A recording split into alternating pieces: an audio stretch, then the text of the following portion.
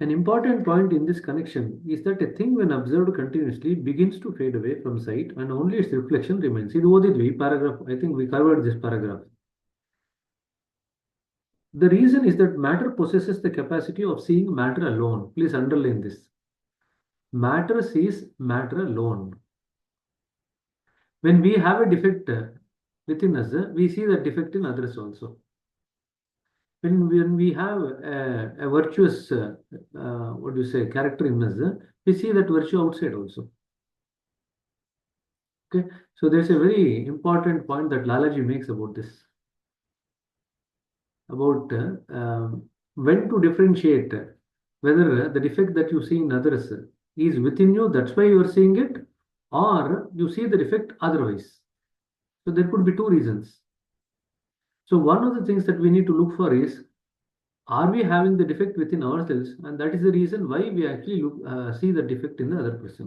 So that is exactly what this is being written here. That the matter sees matter alone.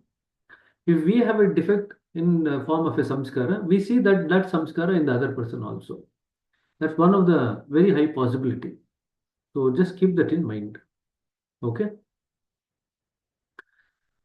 We tend to see what is already in the mind until unless we remove what is in the mind, after which we see what is naturally present. Till we remove something which is actually there in the mind, our obstruction, there is an obstruction to what we actually perceive in this world. So there will be a distorted vision, and that is what is called as vikshepa. Vikshepa means distortion. Our vision is distorted because of the presence of the mala. Mala is the impurities. So mala, vikshepa and avarana. Mala is the impurities. When in the presence of mala, the experience of this world appears distorted, and that is called as vikshepa. The mala, if it's not covered by anything, it destroys the mind and the body, which is the instrument that we have got for our evolution. So what nature does is, we actually cover the mala with an avarana, and that avarana is called as the ego, the covering. Okay. What is the question? Can perception itself be called a distortion? That's what I understood from that, actually. Unadulterated perception is not a distortion. When we reach reality, we perceive reality. What is the distortion there? When we reach reality, we see reality everywhere. When we are at the level of the mind, we relate to other people at the level of the mind. When we are at the level of the body, we relate to other people at the level of the body. When we are at the level of the soul, we relate to other people at the level of the soul. So that ability to perceive itself is not a distortion. Ability to perceive changes rather than it being what it is. We actually tend to perceive what we want to see. That is the distortion. See, reality is, as we spoke about it, you remember that reality is, the soul is. So there is no problem in perceiving what is. Nothing wrong with that. Perception is not a problem. Perceiving something which is not there in a thing which is there is the problem. The wrong perception is the problem. Perception per se is not the problem. Okay? When we develop the ability to feel, we feel for things. When we can feel our condition, we can feel others' condition also. So perception is not a problem. It is a good asset to have. But the distortion of the perception is what needs to be corrected. And that is what we do in meditation. And in the evening, we were just talking about, there was one patient who had come. I was just telling him, see, there are only two things in this world. Most of the minds are engrossed in. Either it is one thought or emotion. If you learn how to deal with thought and emotion, you are the king of your world. If you don't know how to deal with thoughts and emotions, then everyone can manipulate you. There are only two things, no? Thought and emotion. What else do we deal with throughout the day, throughout our life? That's all you do. Thought and emotion, that's it. Right? And second point I told my patient is he's been meditating for 3 years. I said, there are two different things in meditation. Learning how to do meditation properly is first thing. Applying the meditation to make our life better is another thing. Most of the people struggle in the first thing only. Forget about the second thing. They don't go to the second thing only. We learn meditation not for the sake of meditation. We learn meditation for the sake of making our life better. And that should always be kept in mind.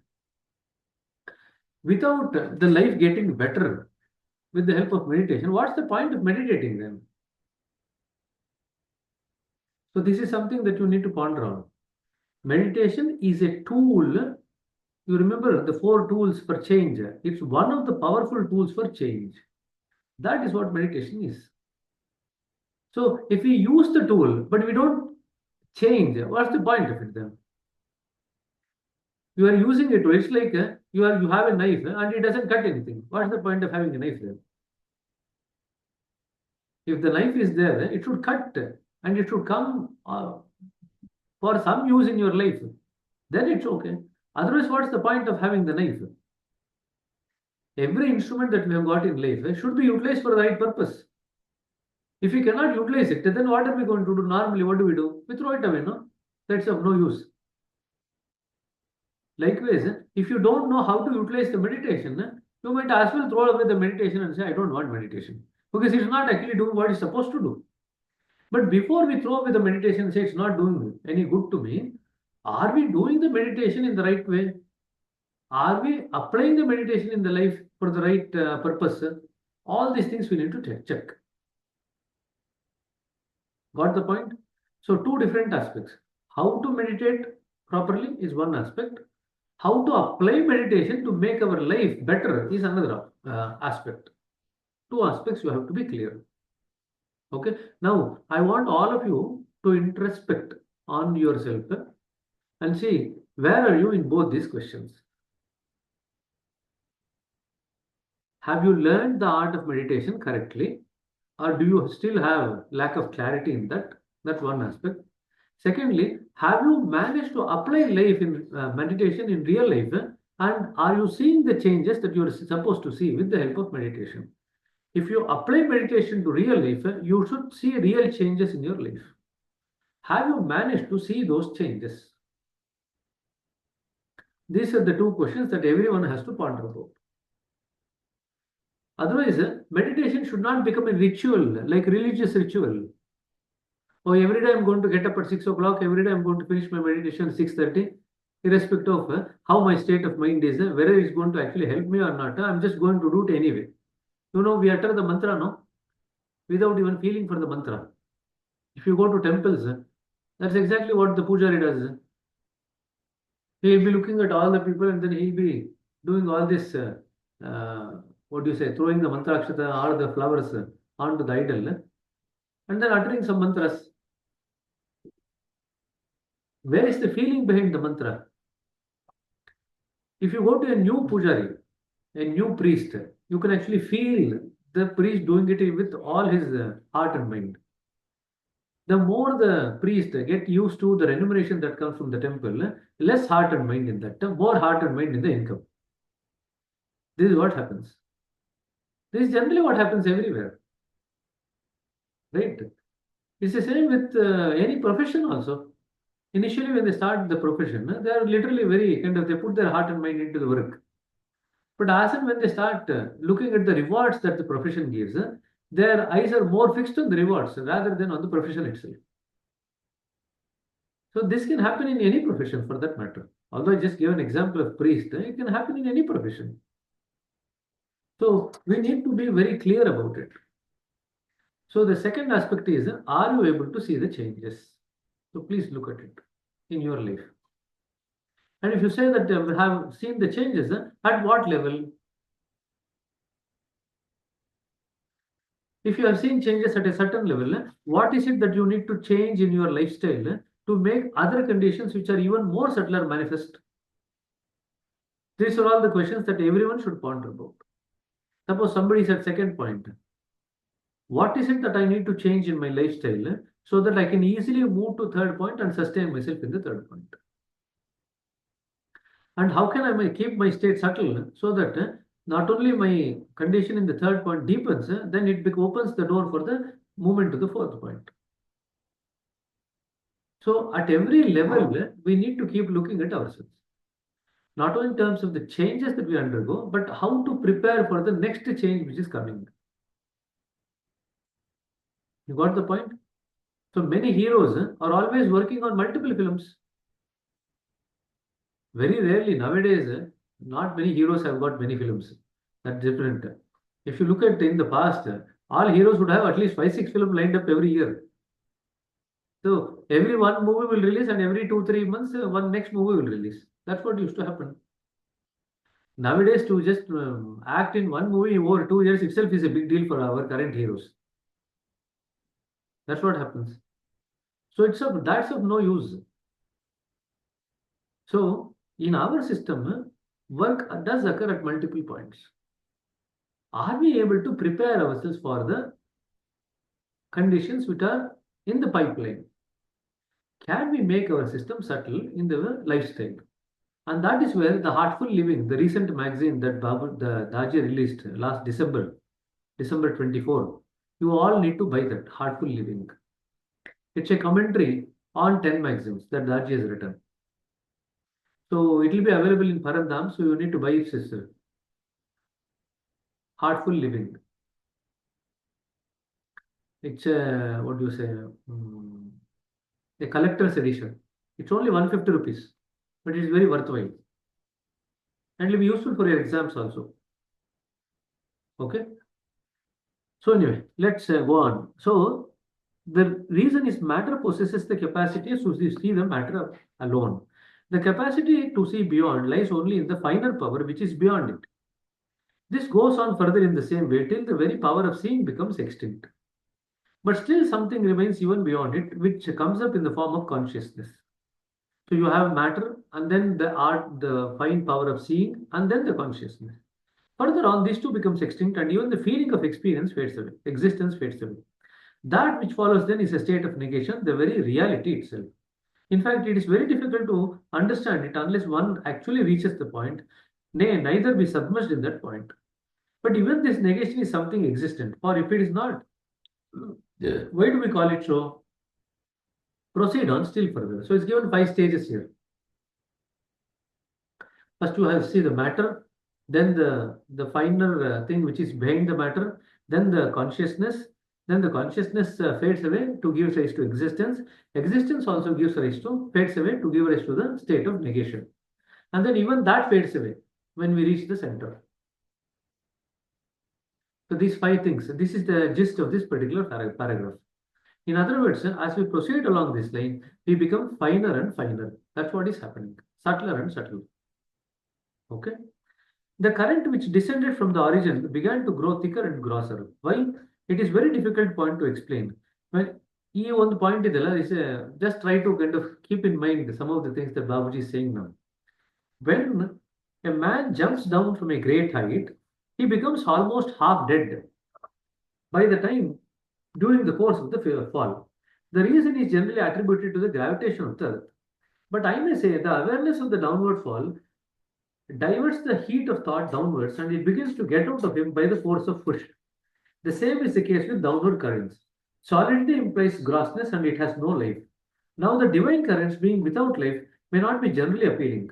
But I may say that though all minerals, vegetables, and animals have come down from the divine, yet all of them are not said to be possessing life. But if they do possess it, it must be in a form of dormant life. The same is the case with divine currents. But man associating them with his own karmas begins to get engrossed in them. So there are a few points here. The divine currents, as it comes down, although it gives rise to minerals, animals, and plants, the divine current itself loses its life essence, so to say. In other words, the divine currents, as it comes down, becomes more and more grosser. Now, what is the difference between grossness and the subtlety? When there is more grossness, there is less life force in it. When there is more subtlety, when there is more life force in it. That's why we say a person who regularly meditates become more livelier. They live a rich life in terms of experience. Their life is far more richer in experience than a common man's life. That's why we say meditation enriches life. Now you might wonder, how does meditation enrich life? It enriches the life because we tend to tap into the divine currents at higher stages where it is full of life rather than at the downward stage where it is devoid of the life almost, when the life is almost dormant, so to say.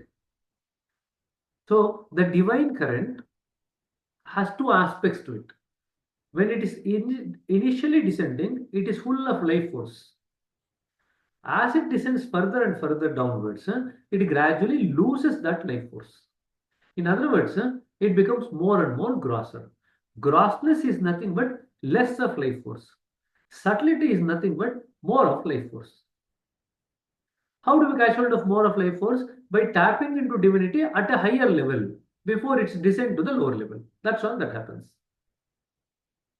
Got the point? In other words, if you move from first point to the second point, you should become more livelier and energetic.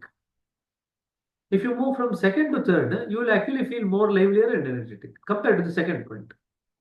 So from one point to the next point, what do we feel is that we feel more livelier and energetic. Now, this continues across all the points. In fact, when you come to the 12th point, I want two people to read. I don't know how many people who have got spiritual anatomy. Have you got spiritual anatomy, all of you? Only Yashas is nodding his head. Praveen is silent. Priya is also silent. I don't have it right now handy. Uh, Not handy. Have you Yeah, I got it? have it home. Yeah, I have. Priya, have you got it? Yeah, I have. So you need to have it I now. have audio. I have audiobook as well. Okay, so Dheeraj has it. Dheeraj is now reluctant to show his face on the video. I don't know why. Last time he said that he is traveling, so I let him go. But this time I don't know where is he traveling to. Dheeraj, are Brother, you there? one suggestion.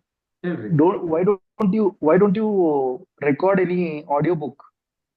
audiobook, huh? We can definitely radio because in fact somebody wanted to do the audiobook based on all the talks that we have given. No, they wanted to make it Spiritual. into an audiobook and they actually volunteered to do it. I said, please do No, it. I don't know, I didn't hear after that, but one of the Abhyasis from last batch said that it will be very useful for all the candidates. So we'll record this audiobook and then distribute to all the candidates. I said, please do it. If it's going to be useful, why not? In fact, many spiritual persons are anatomy. actually watching our youth group session because they all Oh, feel that they're all benefiting out of this by watching the youth group session. That's why we are putting it on YouTube. That's why if you just look at the youth session, no, there are quite a few people watching. We are only around 7, 8 people here, and then in our group we have around 15, 16. But there are a lot of people actually watching that youth session. So this idea has already come to the previous batch candidates. no, no. Why I said because spiritual anatomy.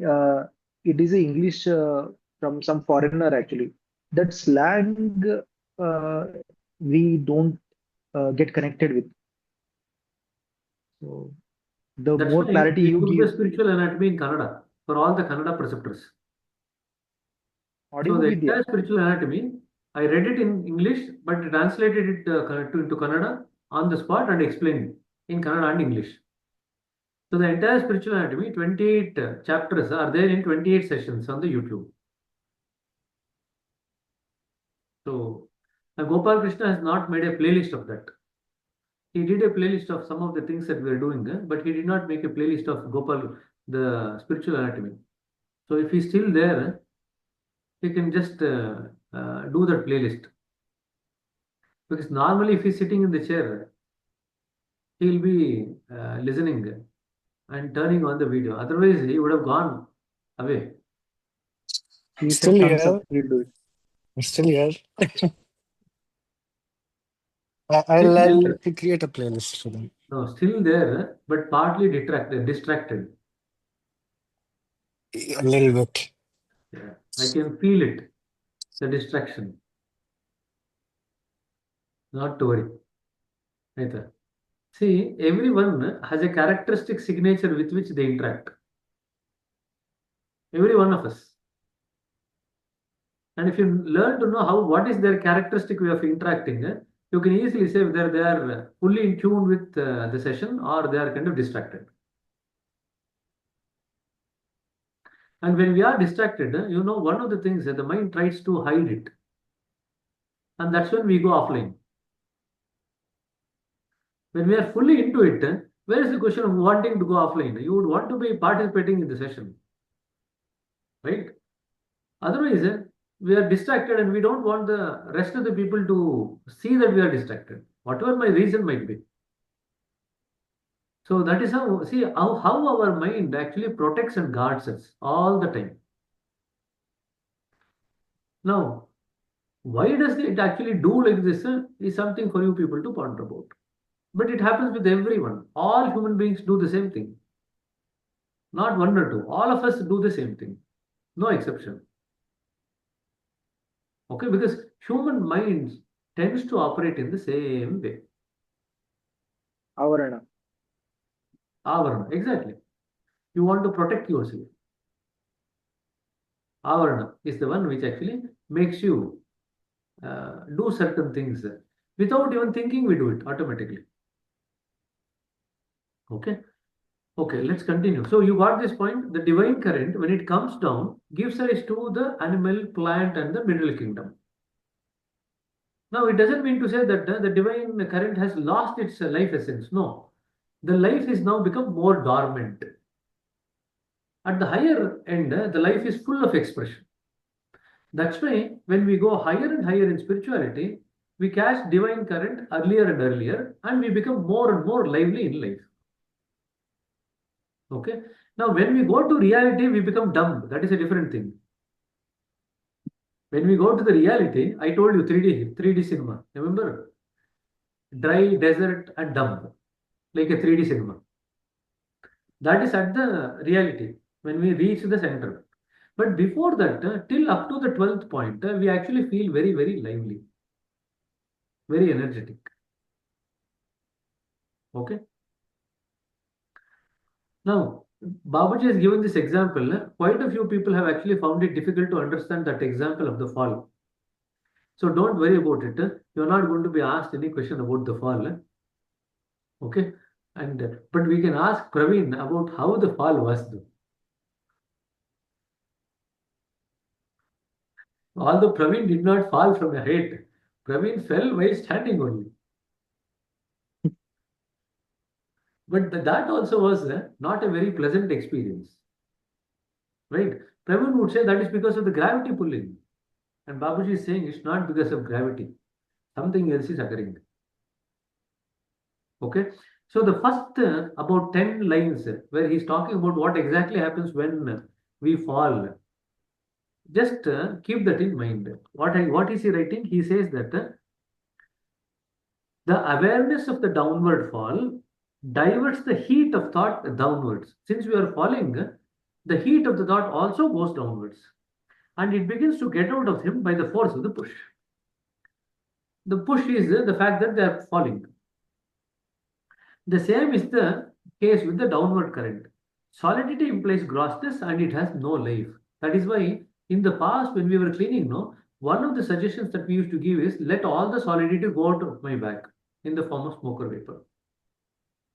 So all the grossness, darkness, complexities, impurities and solidity. We used to say 5 things in the past. When we were taught cleaning, we were taught 5 things. Now, Daji realized that many people are having difficulty even remembering these 5 things. So he cut it down. Since he is from US, US people always have the habit of cutting. Even the name, if you have 2 words, even that they'll cut into 1 word. If you have 1 word only, they'll cut that syllable also. So Daji made it easy for everyone and said, okay, you just say complexities and impurities. That is enough. Leave the rest. So he basically made it more simpler. Okay, but previously we used to be taught 4, 5 things. Okay. But I may say that although Adalla, but if they do at all, it must be in the form of dormant life. The same is the case with the divine current. The man associating with them, with his own karmas, begins to get engrossed in them. So the divine currents, when it actually has lost its what do you say, the life force, so to say, it becomes more grosser when man associates himself with this divine current, and with the samskaras or the karmas that he's got, he's become more grosser and grosser. That's exactly what we are doing in religion. We are trying to relate to God at the grossest possible level. And then we are actually struggling and complaining that we are not getting any subtle results. Alright? You want to result at the grossest level, but you are expecting result at the subtlest level. How is it possible? That's why we come into spirituality and meditation. In other words, in order that we get subtle results, our practices should be subtle. If our practices are grosser, we will get grosser results only. Right? So that is what we do in meditation. We make our practice subtler. In fact, the suggestion that we give is very subtle. Right? So that is one of the things Daji says in the Heartfulness Way. If you people are reading that the object of meditation is what makes the difference. So if the object is subtle, we become subtler. If the object is gross, we become grosser. That's all it is. Now, people who are studiously into religion and religious practice and rituals, we can see them. People who are into spirituality, we can see them. The difference is so stark, it is unmissable actually. Right? So if somebody is there in the house who is actually practicing core religion, you can actually look at the people in the house only. I'm pretty much sure that in all of our houses, there will be people, many people in our own relative circles who would be very much into the puja, the havana, homa, yagna and all. And you can see the impact of it. In fact, I have seen one of my own relatives, distant, uh, some distant relative on the wife's side, they're all into puja. They're all into priesthood. And I have seen them move from a very subtle state to a grosser state as and when they actually did more and more rituals. In fact, they actually tend to become more darker and darker. I have seen that happen. They tend to become darker, even in their complexion. The skin, what do you say, the reflective ability of the skin changes. They become more and more associated. And you don't need to actually close your eyes and feel the darkness. It is visible to your eyes. That's how damaging it can be. And luckily, by God's grace, this person whom I'm talking about actually became very busy in government job later. He got some government job and he became busy in the government job and had to give up the priesthood. And then you could see the change back again. The government office was less grosser than what he was doing, the puja that he was doing. That was more grosser. And after a few years, when I saw this person, I could see that he actually had become more subtler than what he was past in the past, when he was doing puja left, right, center. So don't seem to think that just because you're actually doing some idol worship, that's the best thing that we can do in the world. No. We can easily see the difference. Okay? Just keep that in mind. Anyway, since we have Can accepted you prayer as essential, it is now becomes imperative to understand how it should be conducted. I consider the following short prayer to be essential for an Abhyasi, though there may be other forms too. I prefer this short one. O Master, thou art the real goal of human life. We are but slaves of wishes, putting bar to our advancement. Thou art the only God and power to bring us up to that stage. When the world emerged into the present form, the central point was already rooted deep in all the beings. This being a part of the Supreme, it turns our attention towards the source. In prayer, we try to reach up to that central point. This is, however, possible only when we create a state similar within. This requires practice. It can be attained by resigning ourselves to the divine will, which is absolutely simple and tranquil. Apparently, it seems to be very difficult, though in fact it is not so. It is not difficult for those who aspire for it. When a man creates in himself a strong craving for the absolute, he is indeed in a state of prayer, and it is for everyone to strive for it. Whenever man enters into this state, even for a moment, his prayer is granted, but it requires continued practice to accomplish it. So anyway, we have, I think these points are actually a repetition of some of the points we read earlier on in the book. Okay. So we'll move on to the third maxim. I think that itself is a big achievement because we've been stuck with the second maxim for almost 3 sessions now. So let's now kind of move to the next step step. Any questions before we move to the next step? One question. So you said the objective of the meditation or anything makes it different. So while we are meditating, what should be the objective? The suggestion that you give, that the source of divine light, that is your object of meditation. So that we anyways give, right? So how you said every meditation can be different. Something you said, right? I don't remember exactly. See, in our journey towards the source of the divine light, we become subtler bit by bit. That is what happens.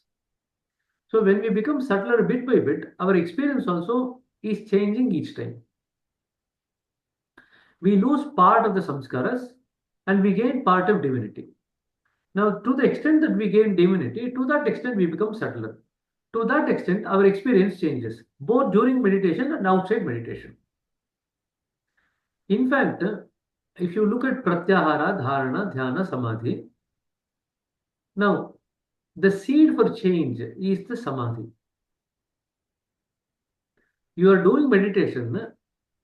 For the meditation to actually come in as an experience, first you have to acquire pratyahara and dharana. Once pratyahara and dharana sets in, then you actually go into meditation. Now in meditation, you actually gradually go into samadhi. Now many times you might not even recognize the samadhi that has actually you have experienced. Okay, there are many times all that you say is I was lost in meditation. Okay, now meditation, you might be lost in meditation just because of samadhi also. Or you might be lost in meditation because you are getting intense cleaning and you don't know where you are, what is going on. So that also gives you a feeling of feeling lost. But either way, even if there is intense cleaning and you feel lost, or you have actually absorbed so much in meditation that you feel lost, either way, what happens is when you enter into samadhi, you actually change as a person. If you are only at the level of the dharana and pratyahara, you don't change as a person. The change will be very superficial and it cannot be sustained. After you enter into meditation and you then gradually move into samadhi, it could be for a short period of time. In half an hour meditation, you might be in samadhi for say 3 minutes. It doesn't matter. The samadhi is the seed with which you actually change. Now, one way of retrospectively knowing whether we have been in samadhis multiple times is to see the changes that is happening in you. As and when you perceive changes happening in your real life, you can be rest assured that retrospectively you have been in samadhi multiple times. Without the samadhi being experienced, whether you recognize it or not, that's a different thing. Without the samadhi being experienced, the seed for change is not yet there. You got the point? It is the samadhi that actually leads to changes. If you are sensitive, you will recognize the samadhi immediately. If you want to know more about samadhi, there are 15 to 20 types of samadhi. If you want to read about that, you can read Y.V. Deshpande's Authentic Yoga. He's translated Patanjali's Yoga Sutras and he's given n number of types of samadhi. Now, do we need to know all those technicalities? Probably not.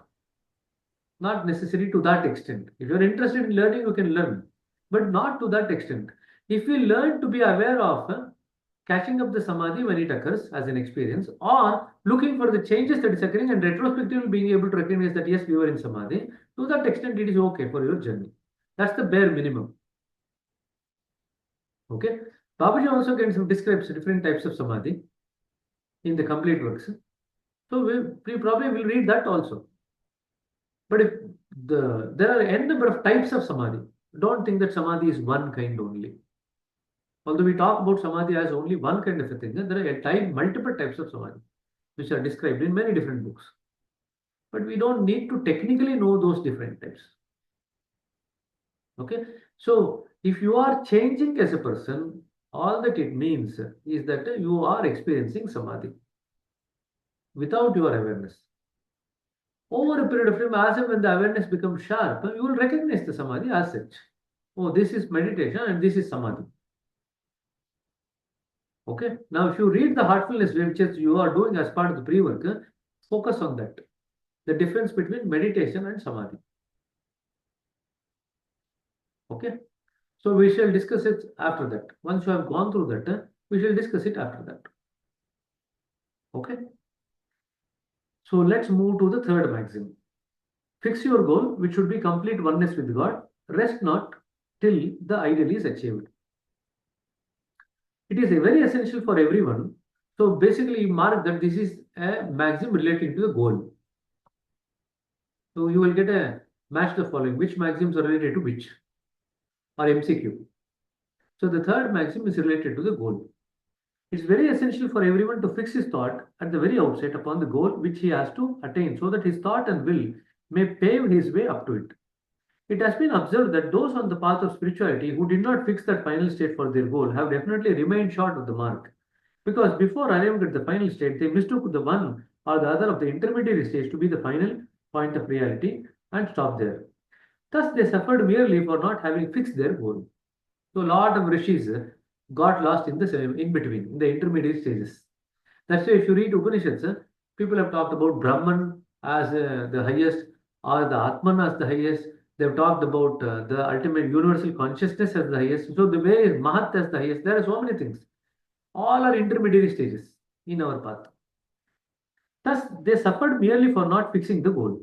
Even in worldly matters, as long as a person does not keep his object in view, his efforts are never so intensified to as to ensure success. So it's the same in a material life also. It is an admitted fact that the boat cannot play direct to the destination unless the helm is applied to it. Treating this human form as a boat and the space it is plying in as the ocean of spirituality, it is but essential to put up the helm in order to be able to ply through the vast ocean successfully. In the spiritual field, the helm is our strong determination which helps us to steer on to the destination. This is a one mark question. What is the help that Babuji is talking about? He's only talking about this help only in the third maxim. He doesn't repeat it in any other maxim. Just keep that in mind, underline that. What is the help? Strong determination. There may certainly be countless words at places, but the strength of our will and confidence helps us to overcome all of them and proceed on straight to the destination.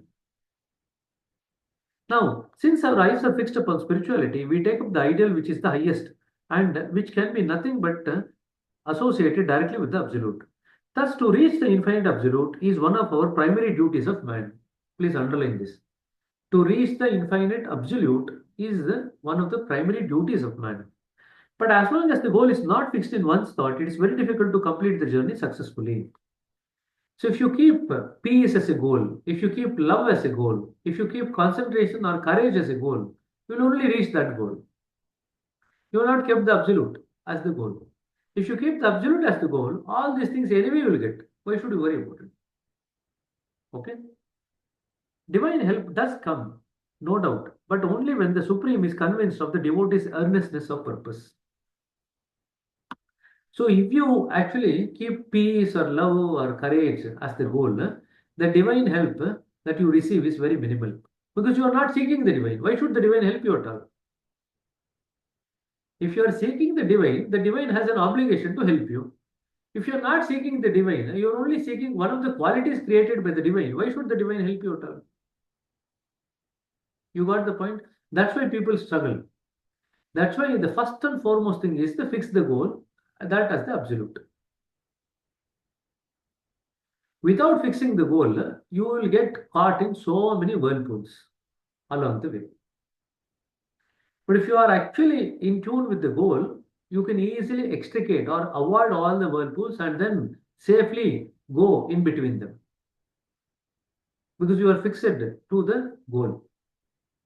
Okay? Even if you take a wrong turn, you will correct yourself and move on. Because the goal is beckoning you. And then over a period of time, the goal starts pulling you towards itself. Initially, you start proceeding towards the goal. After some period of time, the goal starts like a magnet, it starts pulling you towards itself. Now you might wonder, why does it pull you? Because not many people wants the goal. Like you are seeking the goal is also seeking you because not many people are seeking the goal. Goal is precious to you. For the goal, you are also precious.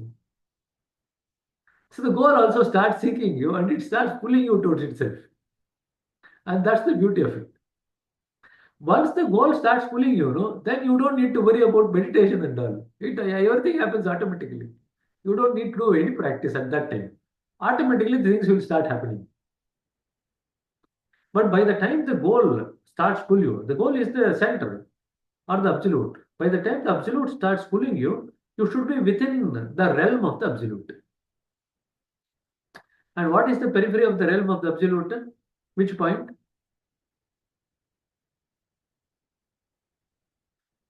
ಎಲ್ಲಪ್ಪ ಸನತ್ ಕುಮಾರ ಇಲ್ಲ ಗೊತ್ತಿಲ್ಲ ಅವನಿಗೆ ಪಾಪ ಅವನು ಕೆಲವು sessions ಬಂದಿಲ್ಲ 7th ಅಲ್ವಾ 7th ಅಲ್ಲ 10. 10th point sudden ಆಗಿ ಗೋಪಾಲಕೃಷ್ಣ ಎಲ್ಲಿಂದ ಆಕಾಶವಾಣಿ ತರ 10th ಅಂತ so 10th point is when you enter into the divine kingdom you come under the magnetic influence of the divine or the absolute. Then there is two things which are actually helping your journey. You are striving to go towards the divine and the divine is pulling you. So it's like a double engine sarkar. Okay. Both the central government and the state government is of the same party. Double engine sarkar. Both are striving towards the same direction. You are striving to go towards the divine and the divine is actually pulling you. So that actually quickens your journey. So beyond the 10th point, the journey becomes quicker. Okay, because of these two things. Remember that. Okay. When the reaction creates a stir in the infinite, it indicates that he has concentrated his thought in the great being. So in other words, when our connection with the divine being or the absolute becomes strong, by our thought force, we create a stir in the divine. This brings to our view the example of the lover and the beloved. It means that the distance between the devotee and the Lord is now reduced and the idea of remoteness begins to fade away. Once the connection between the lover and the beloved is strong, then the idea of distance actually gradually tends to fade away. Even though they might be two different continents, but they still feel very near to one another. Either. So, person from Sweden should be able to say that.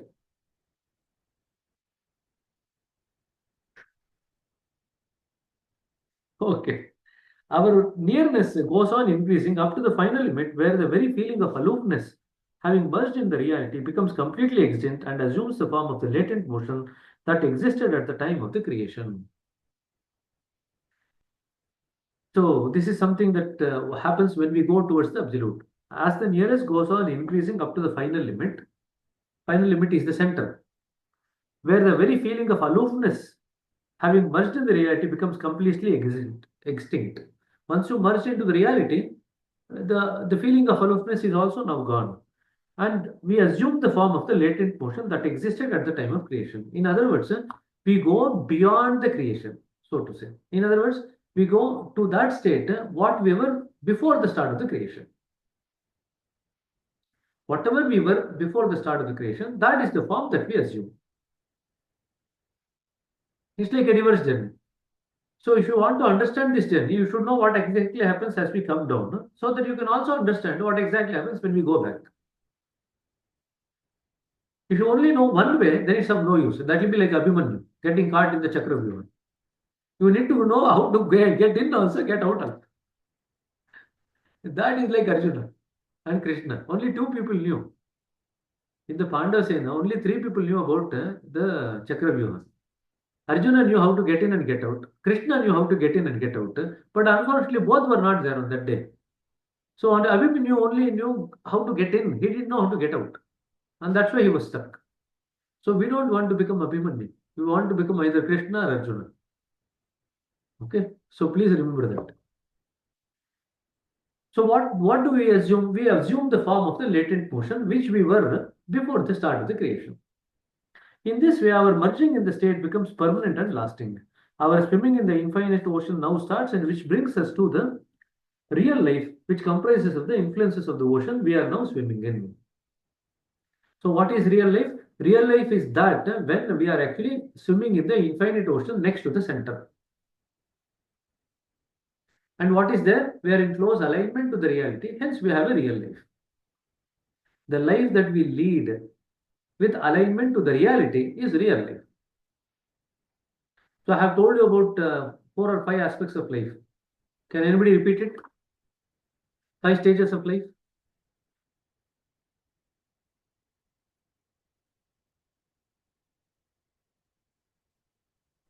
Uh, essence of life, principle of life, Adan. ಅದಲ್ಲ ಯಾರು try ಮಾಡ್ತೀರಾ 5 types of life.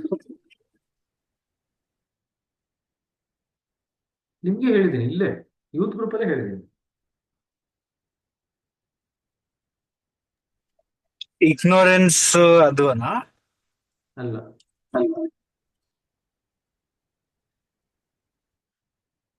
See, when we come into meditation, we are hugely under the influence of the lower 3 chakras.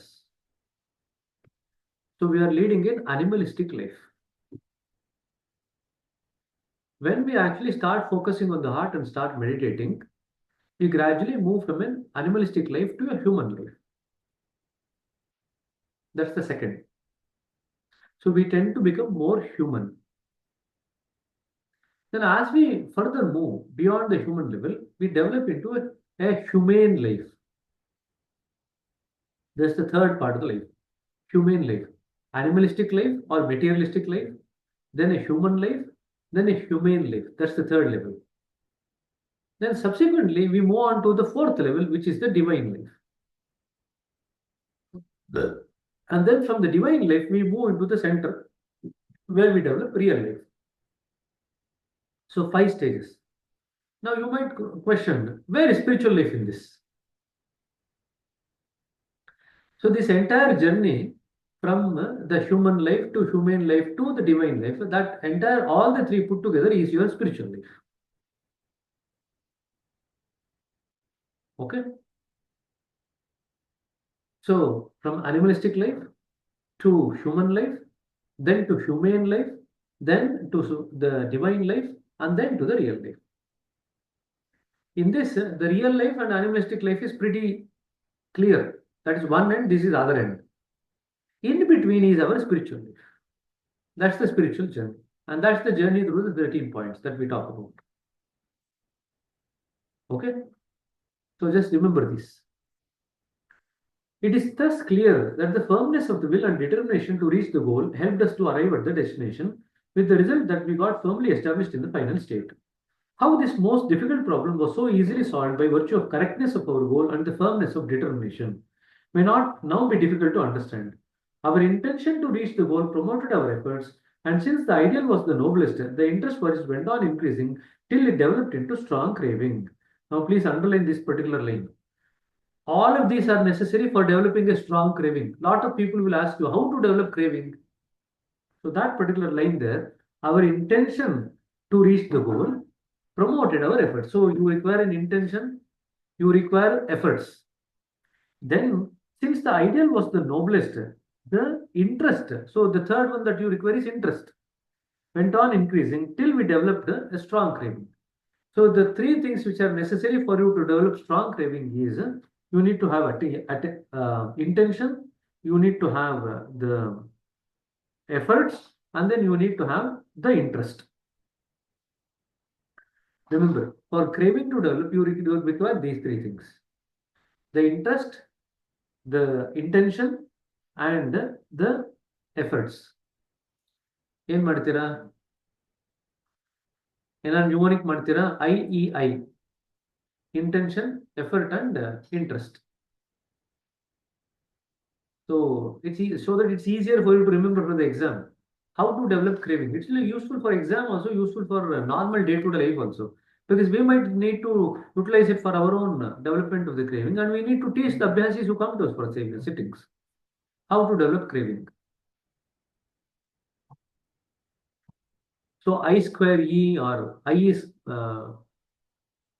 EI square, whatever. I don't know. Normally we have these formulas in physics, no? You remember? we read almost 12, many years back, physics. Now it's 25, oh, 34 years back, we read physics. So now you can say I square E. So interest, efforts, and intention. All the three are necessary for our craving to develop. Thus, we begin to feel impatience for it. When we get into this habit, the tendency of the mind are diverted towards it with full rigor.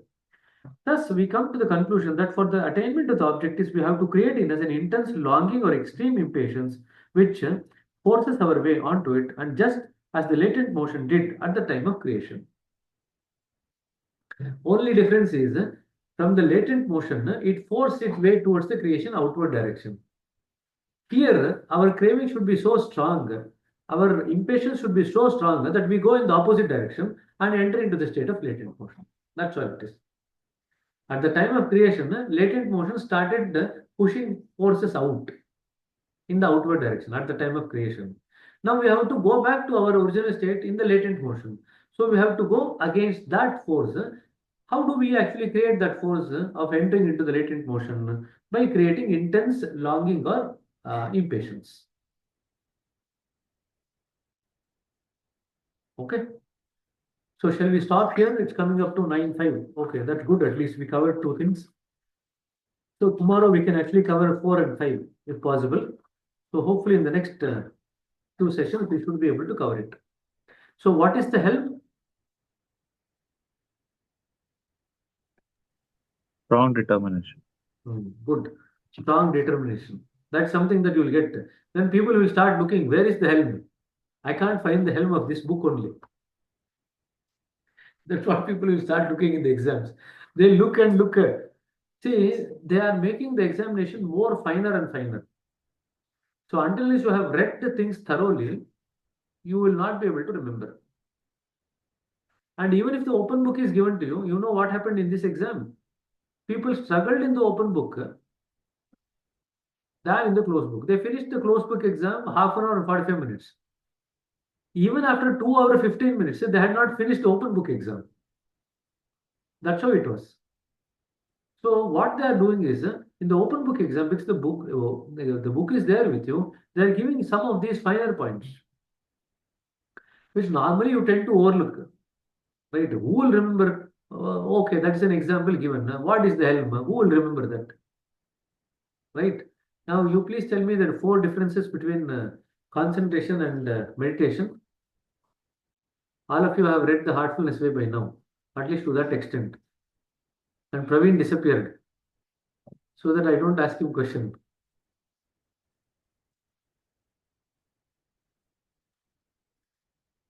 Concentration and meditation. What are the 4 differences?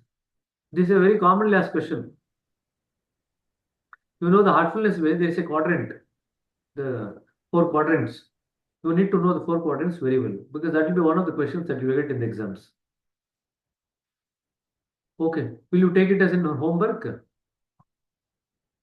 So next session on Wednesday, bring that homework. Difference between concentration and meditation. Gopal Krishna, you want to make an attempt? Or you also want to make an attempt on Wednesday only? I can make an attempt now. Go ahead. It'll ruin everyone's homework. Is that okay? What do you people say? You want to do it as a homework and then listen on Wednesday? What do other people say? ಏನ್ ಮಾಡ್ತೀರಾ?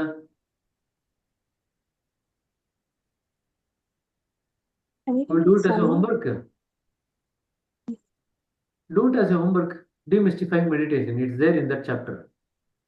So just read the first few pages of that particular chapter. You'll get the difference between these two. But I want all the 4. I remember only. Sorry? I remember only 2, so far. Go ahead. One was concentration is like we put effort, and meditation is effortless. Good. The other 2, I forgot. Okay. What you said is correct. That is one point. See, while concentrating, you focus on a particular thing. While you're Okay. meditating, you don't focus on a particular thing, actually. Good. So that's the second thing. So in the concentration, you focus on a finite object. In meditation, you don't focus on a finite object. You actually try to rest yourself on an infinite object. So that's what he meant. So that's the second difference. There are two other differences. So please look at it and come back. Because it will be one of the short questions for you. Difference between concentration and meditation. And each of the point that you mention, you will get some marks for it. So if it's a 2-mark question, it will be like half mark for each point. Okay? So note kumbartira. So you can take your time, no problem. There's no urgency. You can take your time, come back. So 2 points you have mentioned, 2 other points you need to look at. Okay? Sari Pagar. Good night, Agare. We will catch up again on Wednesday, na? As usual. Wednesday, what time? Wednesday, there is satsang, no? So Wednesday, we are catching up at 8 o'clock, no? 8 to 9. I think 9:15 is the meeting. So we have moved the meetings to 9:15. Okay? No problem. Good night to everyone. Okay? Namaste. Guys. Thank you. Bye then.